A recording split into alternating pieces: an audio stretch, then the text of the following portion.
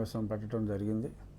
అదేమిటంటే ఈరోజు నేను ఒక ప్రముఖ దినపత్రికలో చూసా, సభకు రాకపోతే సభ్యత్వాలు రద్దు చేస్తారా, ఆ నిబంధన ఎక్కడుందో చెప్పమనండి, ఎమ్మెల్యేలు ఎంపీలు అందరం రాజీనామా చేసేద్దాం, మీరు సభకు పోతానంటే నేను వద్దన్నానా, మాజీ మంత్రి పెద్దిరెడ్డితో కలిసి వెళ్ళండి, ప్రతిపక్షానికి ఎంత సమయం ఇస్తారో తేల్చుకోండి, వైసీపీ ఎల్పీ సమావేశంలో జగన్మోహన్ రెడ్డి.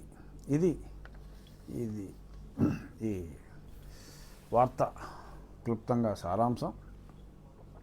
ఎందుకంటే చాలామందికి కన్ఫ్యూజన్ రావచ్చు. జగన్మోహన్ రెడ్డి గారు మరి పార్లమెంట్ సభ్యులుగా చేశారు, అలాగే మరి ప్రతిపక్ష నాయకుడిగా గతంలో 5 ఏళ్ళు ఉన్నారు, 5 సంవత్సరాలు ముఖ్యమంత్రి చేశారు. ఆయనకి రూల్స్ తెలియకుండా ఇంత కామెంట్ చేస్తారా అని డెఫినెట్గా కొద్దిమంది అయినా సరే కన్ఫ్యూజ్ అయ్యే అవకాశం ఉందేమో అని నాకు అనిపించింది. ఎందుకంటే 2-3 నాకు ఫోన్ చేశారు, ఏమండి ఆయన మాజీ ముఖ్యమంత్రి కదా, అంత క్లియర్గా అడుగుతున్నారు, మరి నిజంగా ఆ నిబంధన ఉందా అని చెప్పి అడిగితే నేను చెప్పాను, ఇంతకుముందు 3-4 సందర్భాల్లో అని కూడా చెప్పడం జరిగింది. ఇప్పుడు మళ్ళీ చెప్పవలసిన అవసరం ఉందేమో అని నాకు అనిపించి ఆ క్లారిఫికేషన్ ఇవ్వటానికి 190 (4) భారత రాజ్యాంగం. ఎవరైనా సరే ఎప్పుడైనా జస్ట్ ఈ 190 అన్నదే నోట్ చేసుకోండి, సరిపోతుంది. చాలా స్పష్టంగా అందులో ఉంది, ఎవరైనా లీవ్ ఆఫ్ ఆబ్సెన్స్ అడగకుండా కంటిన్యూస్గా సమావేశాలు 60 రోజుల పాటు రాకపోతే వారు శాసన సభ్యత్వం ఆర్ పార్లమెంటు సభ్యత్వానికి అనర్హులవుతారు అని స్పష్టంగా ఉంది. అది అసెంబ్లీకి under 187 (2) rules of procedure and conduct of business in the AP అసెంబ్లీలో ఆ రాజ్యాంగంలోని ఆ 190 అధికరణాన్ని తీసుకొని అసెంబ్లీ రూల్స్లో కూడా చాలా స్పష్టంగా పేర్కొనడం జరిగింది. ఇది కూడా అసెంబ్లీ ఆ రూల్స్ కూడా నెట్లో ఉంటాయి. స్పష్టంగా వైఎస్ఆర్ కాంగ్రెస్ పార్టీ అధ్యక్షుల వారి సలహాదారులు, ప్రస్తుత శాసనసభ్యులు అందరూ కూడా ఆ రాజ్యాంగంలోని 190 rules of procedure and conduct of business of AP assembly under 187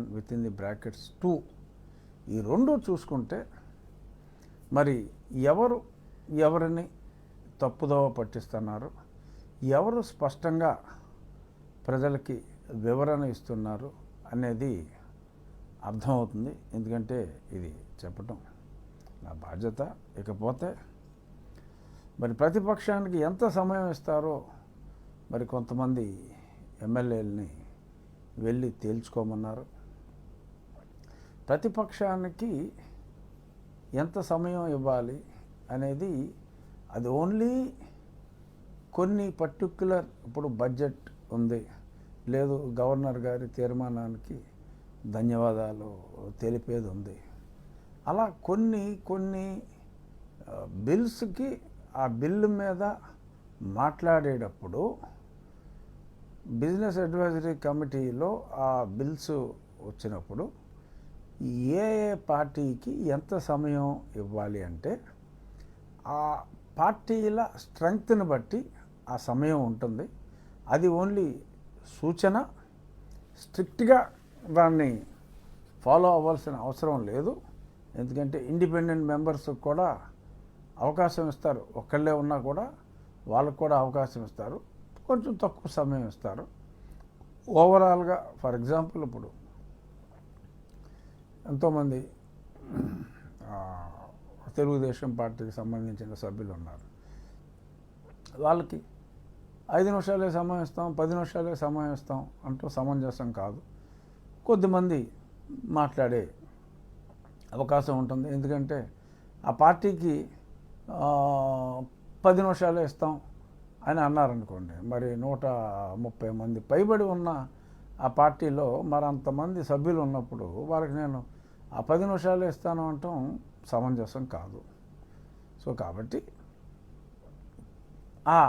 మనకి లోక్సభ ఆర్ ఎనీ అసెంబ్లీ విధి విధానాల్లో ఆ కేటాయించే సమయం బిజినెస్ అడ్వైజరీ కమిటీలో కూర్చున్నప్పుడు డిసైడ్ అవుతుంది. వీళ్ళు యువజన శ్రామిక రైతు కాంగ్రెస్ పార్టీ వారు బీఏసీకి కూడా రావటం లేదు.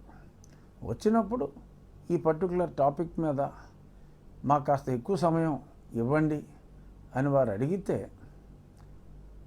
శాసనసభాపతి గారు కన్సిడర్ చేయొచ్చు. ఆ డిస్క్రిప్షన్ చాలా వరకు ఉంటుంది. బట్ అసెంబ్లీలో శాసనసభ్యులు మాట్లాడేది ఒక బిల్లుల మీదే కాదు. 0 అవర్ ఉంటుంది. మెయిన్గా ముఖ్యంగా ప్రశ్నోత్తరాల సమయం క్వశ్చన్ అవర్ ఉంటుంది. ప్రతిరోజు క్వశ్చన్ అవర్లో 2 ప్రశ్నలు వైఎస్ఆర్ కాంగ్రెస్ పార్టీ వారికి వస్తున్నాయి. కాకపోతే వారెవరో సభలో ఉండలేదు. ప్రతి ప్రశ్నకి కనీసం 10 నిమిషాల పాటు మినిమం చర్చ జరుగుతుంది. కొన్ని ప్రశ్నలకి ఒక్కొక్కసారి 20 నిమిషాలు కూడా చర్చ జరుగుతుంది. మరి వారి 2 ప్రశ్నలకి వారు ఉంటే మరి చాలా సమయం వారికి ఆటోమేటిక్గా కేటాయించడం జరిగి ఉండేది. అలాగే 0 అవర్లో రెస్ట్రిక్షన్స్ ఏమీ లేవు.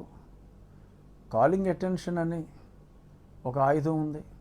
మరి ఏదన్నా ఎమర్జెన్సీగా matter of urgent public importance ఉన్నప్పుడు ఆ మధ్యన ఎక్కడికో వెళ్ళారు, ఏదో ఆందోళన చేశారు, సపోజ్ ఆ సమయంలో అసెంబ్లీ ఉందనుకోండి, ఓకే పలానా ఇష్యూ మీద కాలింగ్ అటెన్షన్ నోటీస్ ఇచ్చారు అంటే ఆ సంబంధిత మంత్రి గారు ఇప్పుడు నోటీస్ ఇచ్చిన ఆయనకి అవకాశం ఇస్తారు.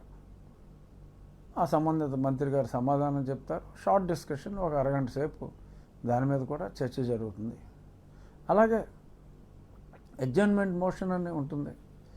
ఏదన్నా ఇంతకు మించి ఎమర్జెన్సీ వస్తే అప్పటికప్పుడు సభ రెగ్యులర్ బిజినెస్ని ఆపి కూడా 10% మంది సంతకం పెట్టవలసిన అవసరం ఉంది అక్కడ. అంటే మన సభ్యుల సంఖ్య 175 ఉంటే సుమారు ఒక 18 మంది సంతకం పెడితే ఆ మ్యాటర్ ఇంపార్టెన్స్ని బట్టి అది కూడా అలౌ చేస్తారు, అడ్జర్న్మెంట్ మోషన్. సో ఇలాగా సభ్యులు మాట్లాడటానికి ఎన్నో ఉన్నాయి శాసనసభలో. అంతేగాని నాకు ఎంత సమయం ఇస్తారో కనుక్కోండి అంటే నువ్వు కాలింగ్ అటెన్షన్ ఇస్తావా, అడ్జర్న్మెంట్ మోషన్ ఇస్తావా, నువ్వు ప్రశ్నోత్తరాల సమయంలో అడుగుతావా, 0 అవర్లో అడుగుతావా అన్నదేమీ తెలియకుండా మరి నాకెంత సమయం ఇస్తారు, మీకెంత సమయం ఇస్తారు, మీరే తెలుసుకోండి పోండి అని అంటాం. అది ఆ స్థాయి గల వ్యక్తికి మరి 5 ఏళ్ళు ప్రతిపక్ష నాయకుడిగా, 5 ఏళ్ళు ముఖ్యమంత్రిగా, పార్లమెంటు సభ్యుడిగా ఉన్న వ్యక్తులు ఈ రకంగా ప్రజల్ని తప్పుదోవ పట్టించటం అది ఒక శాసనసభ్యునిగా, మాజీ పార్లమెంట్ సభ్యునిగా అది సమంజసం కాదు అని నేను చెప్పడం కోసం, అంటే ప్రజలకి తెలియజేయటం కోసం నేను దీన్ని చెప్పడం జరిగింది. సో మాట్లాడాలి అని అంటే ఇన్ని అవకాశాలు ఉన్నాయి, ఇన్ని రకాలుగా మాట్లాడవచ్చు. స్పెసిఫిక్గా పలానా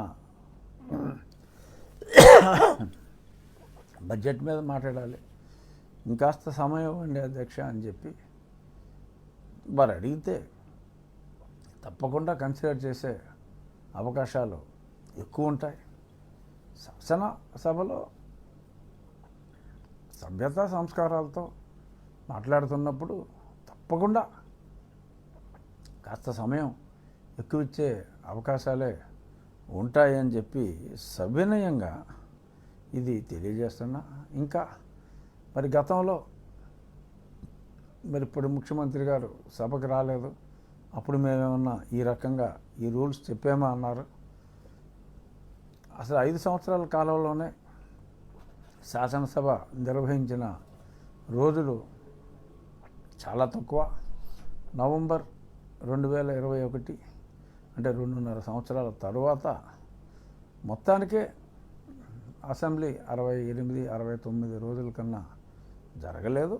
5 సంవత్సరాలు కలిపి ఆ కొరవ 2.5 సంవత్సరాల్లో కనీసం 35 రోజులు కూడా సభ జరగలేదు. కాబట్టి ఆ ప్రశ్నే ఉత్పన్నం కాలేదు. ఈయన మొదటి రోజు నుంచే రానని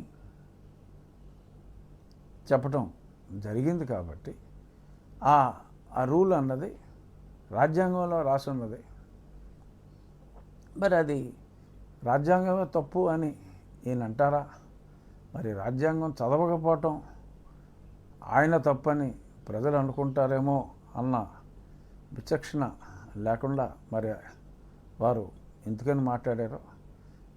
ఎందుకంటే ఈ ఇష్యూ నేను గతంలో 1-2 సార్లు మాట్లాడున్నాను. కాబట్టి ఈరోజు అంటే ఈ పేపర్లో వచ్చిన వార్త నిజమని నేను భావించి నేను ఈ క్లారిఫికేషన్ ఇవ్వటం కోసం ఈ చిన్న సమావేశం పెట్టడం జరిగింది. మీరు ఇన్ని అవకాశాలు ఉన్నాయి.